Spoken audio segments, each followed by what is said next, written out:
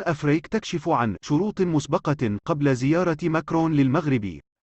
كشفت مجلة جون أفريك عن أحد الشروط المسبقة فيما يخص زيارة الرئيس الفرنسي إيمانويل ماكرون إلى المغرب، وهو تعيين سفير جديد لباريس لدى الرباط، إلى جانب مطلب المغرب من فرنسا بموقف واضح من قضية الصحراء المغربية.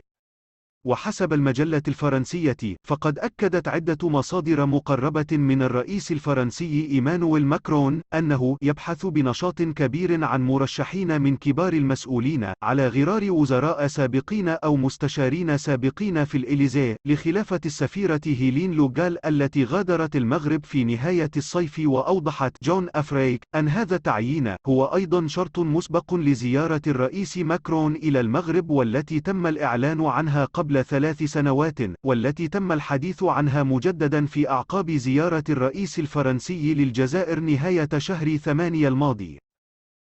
لا تنسوا الإعجاب بالفيديو والاشتراك في القناة تشجيعا لنا لنستمر بنشر المزيد إن شاء الله.